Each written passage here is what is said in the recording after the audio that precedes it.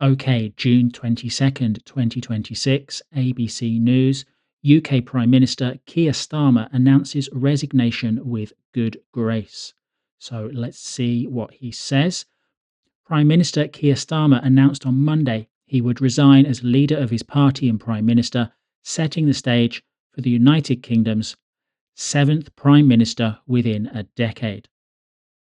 Starmer, who said he spoke on Monday with King Charles, said he expected to remain in office until a successor was chosen from within his Labour Party. So it's been not quite 2 years. He's been one of the worst prime ministers ever. So this is from a website called theconversation.com. Why the UK shouldn't expect a general election even with a new prime minister in place. So Keir Starmer's departure as Prime Minister will not automatically trigger a general election, and this is the normal thing, despite a clamour from some opposition politicians. And that clamour from opposition politicians, that is a normal thing. Voters do not need to be involved in the selection of his successor because of how the UK political system operates. The Labour Party won a 5-year mandate in July 2024.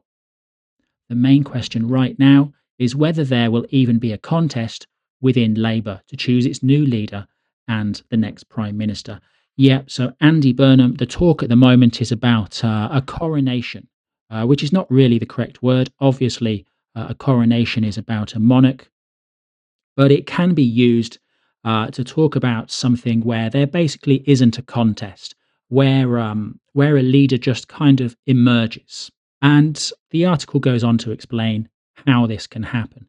So the UK is a parliamentary democracy. Westminster elections are held at least every 5 years. Governments are formed by the party or coalition of parties that has a majority of MPs in the House of Commons. By convention and political necessity, the monarch appoints the leader of the majority party to be Prime Minister.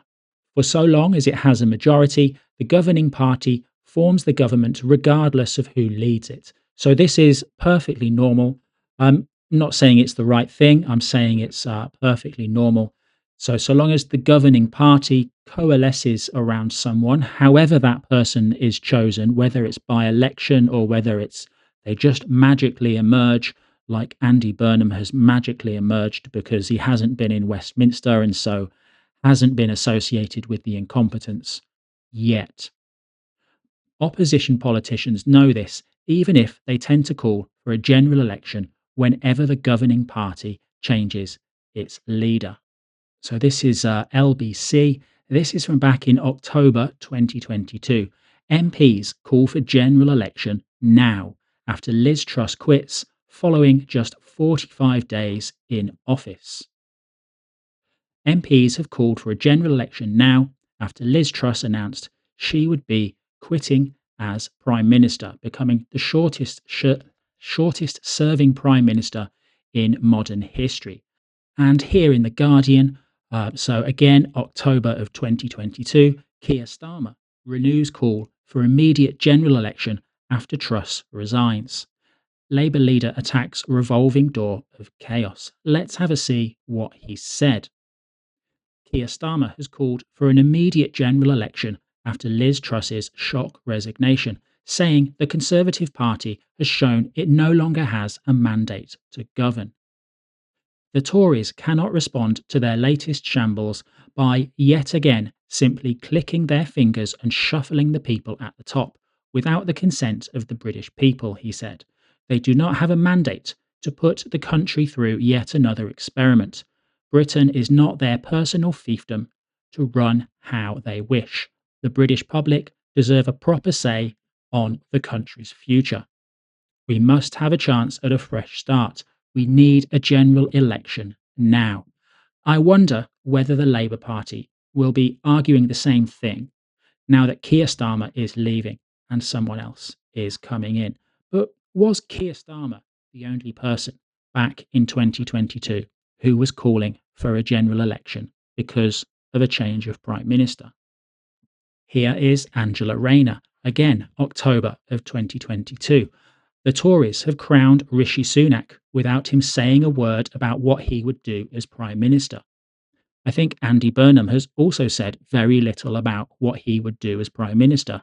He has no mandate, no answers, and no ideas. Nobody voted for this. The public deserve their say on Britain's future through a general election. It's time for a fresh start with Labour. I wonder if Angela Rayner will be saying the same thing in the next couple of weeks with the new Prime Minister. I mean, I think we all know it's going to be Andy Burnham. And of course, we've got the man himself. Again, October of 2022, when Liz Truss resigned and Rishi Sunak became Prime Minister. So, Andy Burnham, general election now. I wonder if he'll be making the same argument when he's crowned in a couple of weeks' time, assuming, of course, that no one else comes along. We'll see whether or not they have standards or just double standards. Thanks for watching.